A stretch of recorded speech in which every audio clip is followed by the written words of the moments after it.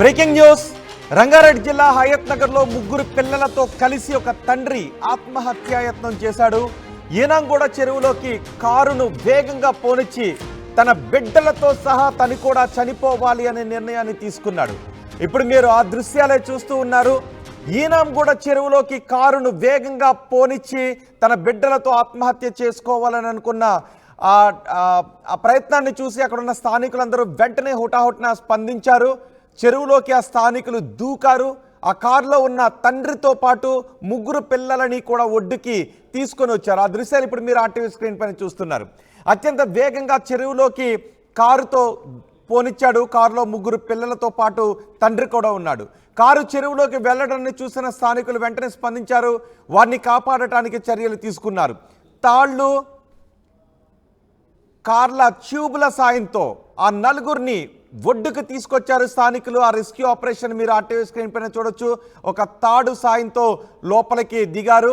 అలాగే ట్యూబ్ల సాయంతో ఆ కారులో ఉన్న వారిని ఒడ్డుకి తీసుకొస్తున్న దృశ్యాలు మీరు ఆర్టీవీ స్క్రీన్ పైన చూస్తున్నారు. మొత్తం నలుగురిని కూడా రక్షించారు. కారులో వచ్చిన బిఎన్ రెడ్డి నగర్కు చెందిన అశోక్ అనే వ్యక్తిగా గుర్తించారు. అశోక్ తన పిల్లలతో కారులో వచ్చి అతి వేగంగా కారును చెరువులోకి పోనిచ్చాడు. స్థానికులు గమనించి నలుగురిని బయటకు తీసుకుని రావడంతో ప్రాణాలతో బయటపడ్డారు. ముగ్గురు పిల్లలు, తండ్రి. అయితే ఎందుకు చనిపోవాలనుకున్నాడు అనే విషయం మాత్రం ఇంకా చెప్పలేదు. ఎందుకు చనిపోవాలి అనుకున్నాడనే విషయంపై పోలీసులు ఆరా తీస్తున్నారు. ఒకసారి అక్కడ రెస్క్యూ ఆపరేషన్స్ ఏ విధంగా జరిగాయి, స్థానికులు ఈ ఘటనపై ఏమంటున్నారో చూద్దాం.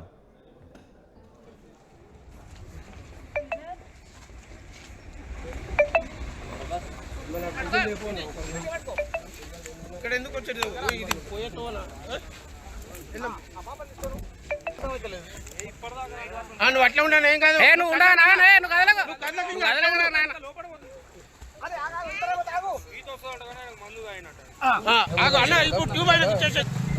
ఫ్యామిలీ తోటి కార్లో వెళ్తున్నారు. అది ఎట్లయిందో వాళ్ళ పర్సనల్ ప్రాబ్లమ్స్ అది కూడా తెలియదు. ఆ చెరువులో మునిగిపోవడము, మా తమ్ముడు విజయ్ కుమార్ చూడడం, మేము వీళ్ళందరూ రావడము, ఆ పిల్లల్ని కాపాడడం జరిగింది. ఎంతమంది ఉన్నారు? ముగ్గురు పిల్లలు, ఒక తండ్రి, నలుగురు మెంబర్స్ ఉన్నారు. కారు సాయి కుమార్. ఇక్కడ మా డాడీ తాళ్ళు ఎక్కుతాడు. ఆయన డాడీ ఫోన్ చేసి ఇట్లా కారు పడ్డది, ఎవరు పిల్లలు అని అంటే నేను ఇంటి నుంచి తాడు తీసుకొని వచ్చిన. ఫస్ట్ వచ్చి చూసిపోయినాం. ఏం లేకుంటే ఇంటికి పోయి తాడు తీసుకొస్తే ఇద్దరు ముగ్గురు ఆల్రెడీ ఇక్కడ. ఇక తాడు తీసుకొచ్చినాక మెల్ల లోపల దిగి ఆ ట్యూబ్ కూడా పట్టుకొని ఒక్కొక్కరిని బయటకు తీసుకొని వచ్చినాం. ఎంతమంది వచ్చినారు? వాళ్ళు మొత్తం ముగ్గురు పిల్లలు, వాళ్ళ డాడీ, మొత్తం నలుగురు. వాళ్ళు 8:30కి, 8:30 నుండి 8:40 అప్పుడు ఆ టైంలో జరిగింది. అడిగినాం. అడిగితే ఇక ఆయన బయటకు వచ్చినాక చెప్పిండు ఫైనాన్షియల్ ప్రాబ్లం ఉంది నాకు, ఇంట్లో ప్రాబ్లం, పర్సనల్ ప్రాబ్లం. కారు అక్కడి నుంచి వస్తారు, నా బండి తొవ్వలనే ఉంటుంది. కావాలని నా బండి తీసి పక్కకు పెట్టి చక్కగా ఒక మెల్లమెల్ల కారు ఈడి దాకా చెట్లని అంతా తోసుకొసేసుకుంటా వచ్చారు. ఇక్కడ రాగానే రైట్ గుంజిండు, లోపలికి వెళ్ళిపోయింది. లోపలికి వెళ్ళిపోగానే పిల్లలు చిన్నగా క్యాబిన్ ఎక్కేసిర్రు.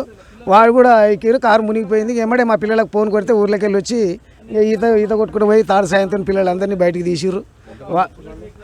వాళ్ళు ఇద్దరు బిడ్డలు, ఒక కొడుకు, ముగ్గురు వాళ్ళు, తండ్రి, నలుగురు. ఎన్ని గంటలకు వచ్చారు? 7:30, 8 అయింది అంతే. రెగ్యులర్గా దేని మీద కార్లు పోతాయా? ఇవి ఎప్పుడు కార్లు అనేది బైక్ రానికే చాలా కష్టం. ఇది కట్ట కూడా అంతా రిపేర్లో ఉంది, చెట్లన్నీ మొలిచి ఉన్నాయి. అసలు ఇక్కడ రానికి అవకాశమే లేదు. ఎవరన్నా నేను ఉన్నా రాదు పోదు అని చెప్తూనే ఉంటా, కానీ నేను చెట్టు పైన ఉన్నా ఇల్లు కిందికి వెళ్ళి వేసేసారు. ఎమ్మడే 8 గంటలకు డైరెక్ట్ వచ్చి వెళ్ళిపోతూనే ఎవరు లోపలికి అంతే. ఇంకా ఆయన ఇంకో వేరే అతను న్యాయపడి ఉండు, ఆయన మొత్తుకుంటూనే ఉండు. ఆయన నీకు పంపించి పిల్లలకి ఎమ్మడే ఫోన్లు కొట్టే వరకు వచ్చేసారు. ఇక స్థానికులు వెంటనే రియాక్ట్ అయి రక్షించడంతో మొత్తం నలుగురి ప్రాణాలని కూడా రక్షించగలిగారు. 2 అమ్మాయిలు, ఒక అబ్బాయి, ముగ్గురు పిల్లలు ఉన్నారు అశోక్ అనే వ్యక్తికి. అయితే ఆర్థిక కారణాలతోనే తన పిల్లలతో పాటు చనిపోవాలి అని నిర్ణయించుకుని కారులో పిల్లలను తీసుకుని వేగంగా చెరువులోకి కారుని పోనిచ్చినట్టుగా తెలుస్తోంది. ఈ ఘటనపై పూర్తి సమాచారం మా ప్రతినిధి దేవిక అందిస్తారు. Welcome to RTV. ప్రస్తుతం అబ్దుల్లాపూర్ మెట్ పోలీస్ స్టేషన్ పరిధిలో దారుణ ఘటన చోటు చేసుకుంది. పిల్లల బాగోగులు చూడాల్సిన కన్న తండ్రి పిల్లల పాలిట ఎముడయ్యాడు. అంటే ఇక్కడ మనం చూడొచ్చు ఇనాంగూడ చెరువు. ఈ చెరువులోకి ఒక కార్ని తీసుకొచ్చి ఆ ముగ్గురు పిల్లల్ని అందులో ఉంచి లోపలికి వెళ్ళిపోదామనే ఆలోచనతో ఇక్కడికి రావడం జరిగింది.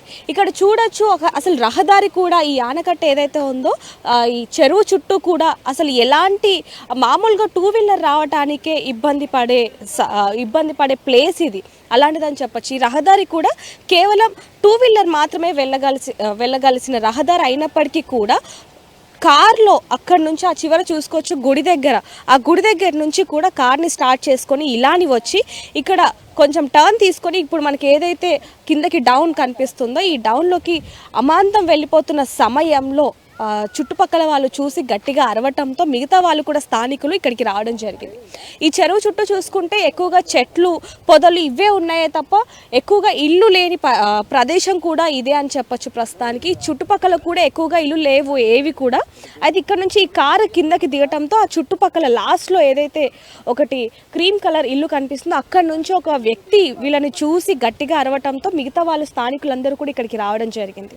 అయితే ఇక్కడికి వచ్చి ఈ కారు అంతా కూడా సగం ఆల్రెడీ నీళ్ళల్లో దిగిపోయిన సమయంలో కొంతమంది తాళ్ళు వేసి పిల్లలని రూఫ్ మీదకి ఎక్కించి పైకి లాగి కాపాడిన సందర్భం కూడా కనిపిస్తూ ఉంది. అదేవిధంగా ఎవరైతే ఆ తండ్రి ఉన్నాడో అతను ఈత కొట్టుకుంటూ పైకి రావడం జరిగింది. అయితే ఎందుకు తను అలా పిల్లల్ని చంపేసి తను కూడా చనిపోవాలి అని అనుకున్నాడు అని చెప్పి స్థానికులు అడగటంతో అప్పుల బాధ ఎక్కువైపోయింది, నా దగ్గర నా స్థాయికి మించి నేను అప్పు చేశాను, అందువల్ల నా అప్పులు తీర్చలేక అంటే నేను చనిపోతే నా పిల్లలకి ఎవరు ఏది పెట్టరు, అందుకని చెప్పి నేను కూడా పిల్లల్ని చంపేసి నేను కూడా చనిపోతాను అని చెప్పి స్థానికులు చెప్పడం జరిగిందని చెప్పి ఇక్కడ కొంతమంది చెప్పడం జరిగింది. మరి ఇక్కడ ఆ సంఘటన జరుగుతున్న సమయంలో ఇక్కడ కొంతమంది చూసిన వాళ్ళు ఉన్నారు. ఒకసారి వాళ్ళతో మాట్లాడి ఏం జరిగింది ఏంటనేది కనుక్కుందాం. నమస్తే అండి. మీరు చూసినప్పుడు అసలు ఏం జరిగింది ఇక్కడ? ఏం జరగలేదు. ఏ సమయంలో జరిగింది? 7:30 అయింది. ఆ టైంలోనే ఇక కారు తీసుకొని వచ్చి ఇక్కడికి దూసుకెళ్ళాడట లోపలికి. అక్కడ అమ్మ చూసి ఇట్లా సంగతి ఇట్లా పరిస్థితి కారు లోపలికి పోతుంది చూడండి అనే వరకు ఇక అవతల రీతిలో వచ్చి ఆ సార్ వచ్చి పాపం ఏం జరిగింది అనే వరకు ఏం లేదండి అని అన్నాడట. నెట్టుతూనే ఉన్నాడు కారులో. అంటే ఈయన కార్లో వచ్చేటప్పుడు అడిగారు కొంతమంది. అడిగితే ఏం లేదు అనుకుంటూ వచ్చిండట. ఏం లేదు అనుకుంటూ వచ్చి చూసి ఇక్కడ కారు లోపలికి పోతుండే వరకు ఇక వాళ్ళని వెంబడే కూతేసి ఫోన్ చేసి పిలిపించిండట సార్. పిలిపించే వరకు వాళ్ళిద్దరు వచ్చి పిల్లల గుంజి బయటేసి ఇక ఆయన వస్తున్నారు వరకు ఇక కార్ల నుంచి బయటికి వెళ్ళి ఈత కొట్టుకుంటూ బయటికి వెళ్ళాడు. అంటే పిల్లల వయసు ఎంత ఉందండి? అబ్బాయికి 16-17 ఉంటాయి, అమ్మాయికి ఒక 10-12 ఉంటాయి, ఇంకో అమ్మాయికి 9-10 ఉంటాయి. అంటే ఇక్కడ చూసుకుంటే అసలు 2 వాహనాలు అంటే 2 వీలర్ రావడానికి ఇబ్బంది పడుతున్న ఇది కనిపిస్తూ ఉంది. అంటే ఎవరైనా సరే అంటే కాలి నడకల రావాలంటే కూడా అటు ఇటు మొత్తం పొదలు ఉన్నాయి. అలాంటిది ఈ కార్లో ఇంత దూరం రావాలి అంటే ఆలోచించాల్సిన పరిస్థితి అనే చెప్పచ్చు. వాళ్ళు అడిగినా కూడా చెప్పలేదంట. ఏం లేదు అనుకుంటే చప్పుడు చూడడం మెల్లంగా వచ్చిందంట. ఇక కారు అనకంగానే ఈ సూచనలు కూడా వస్తూనే ఉన్నారట ఏం జరుగుతుందని.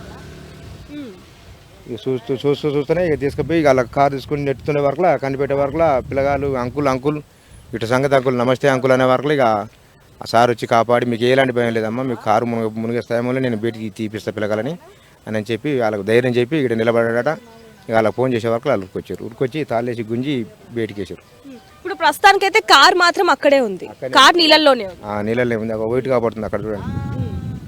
అంటే ఇప్పుడు ఈ చెరువు ఏదైతే ఉందో ఇంతకు ముందే ఇలాంటివి ఏమైనా జరిగాయండి ఇక్కడైతే ఏం జరగలేదు. అంటే ఎవరైనా దూకి చనిపోవడం కానివ్వండి లేకపోతే ఈతకెళ్ళిన వాళ్ళు? ఏం లేదు. ఇక్కడ గణేశులు కూడా వేస్తారు. ఇక్కడ ఎక్కువ గణేశులు వచ్చేది ఇళ్ళకే, అక్కడి నుంచి వేస్తారు గణేశులు, ఇక్కడి నుంచి వేయరు. మొత్తం అది దేవాలయాలు మొత్తం తీసుకొచ్చి విగ్రహాలు తీసుకొచ్చి మొత్తం అక్కడనే వేస్తారు. అంటే ప్రస్తుతం ఇక్కడ ఎలాంటి ఘటనలు కూడా ఎప్పుడు చోటు చేసుకోలేదు, ఇదే మొదటిసారి? ఇదే మొదటిసారి. ఇప్పుడు జరిగేది ఇదే, ప్రస్తుతానికి ఇదే ఫస్ట్ సారి ఇదే. అంటే కేవలం అప్పుల బాధ భరించలేకనే అతను ఇలా ప్రయత్నించాడు అని. తన సంసారంలో ఏం ఇబ్బందులు ఉన్నాయో మనకేం తెలుసు మేడం, మనకు తెలియదు కదా. ఏ ఇబ్బందులు వచ్చిండో ఎటు చేసుకుంటో మరి ఏం సంగతి మనకు తెలియదు ఆ సంగతి. తానైతే వచ్చిండి ఇలాగ వచ్చి చూసి పడ్డాక అందరికి తెలిసింది ఈ సంగతి. పడక ముందుకైతే ఇంతవరకు మనకేం తెలుసు ఆ సంగతి. 18-20 కిలోమీటర్లు అంటే మామూలు మాట. మనం ఏం చేయగలుగుతాం వాళ్ళని, మనం అడగలేం కదా అట్లాంటి పరిస్థితి. మీకు తెలుసండి వాళ్ళు ఎవరు ఏంటనేది ఏమన్నా? వీళ్ళు బియ్యం రెడ్డి దగ్గర ఉంటారంట, మళ్ళీ మిల్లర్ వర్క్ చేసే వాళ్ళు. అయితే మళ్ళీ వాళ్ళకు ప్రాబ్లం ఏం ముందు వాళ్ళు వచ్చింది తెలియదు కానీ వాళ్ళ భార్య లేదు, వాళ్ళ 3 పిల్లల్ని వయసు ఎంత ఉంటుంది లేదు అంటే వాళ్ళ ఉంది కానీ ఆమెను తీసుకురాలేదు. ఇంక్లూడింగ్ అంటే ఆమె తీసుకురాలేదు. వాళ్ళ 3 పిల్లల్ని వేసుకొని వాళ్ళ వయసు 8 కానీ 8 నుంచి 9, 10 మధ్యలో 3 పిల్లలు ఆయన చెరువు దుంకినట్టు సమాచారం మాకు ఇప్పుడు వస్తే మేము అక్కడ నుంచి ఇప్పుడు బయలుదేరినాం. వచ్చేవారికి ఈ టైం అయిపోయింది. మరి ఎందువరకు చేసుకుని ఇంతవరకు మనకి ఇన్ఫర్మేషన్. వాళ్ళు మీకు బంధువులు అవుతారు అని విన్నాం, నిజమేనా?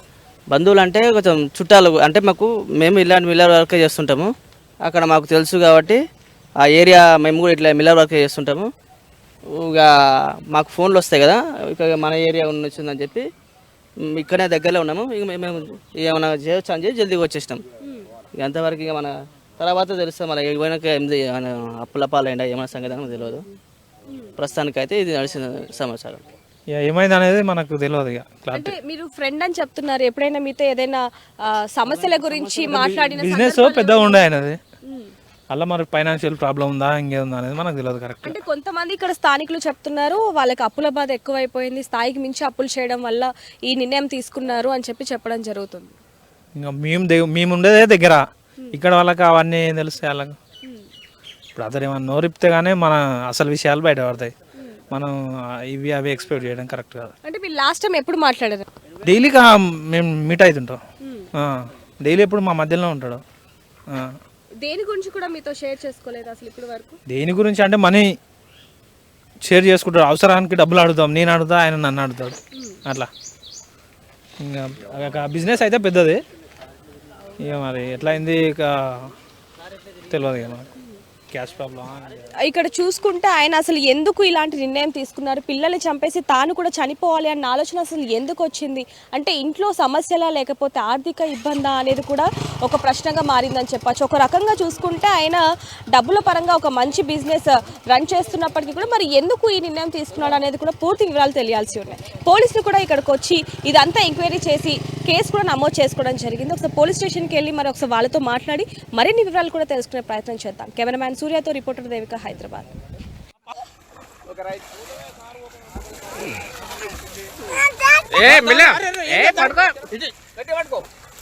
ఇక్కడ ఎందుకు వచ్చేది ఇది పోయేతో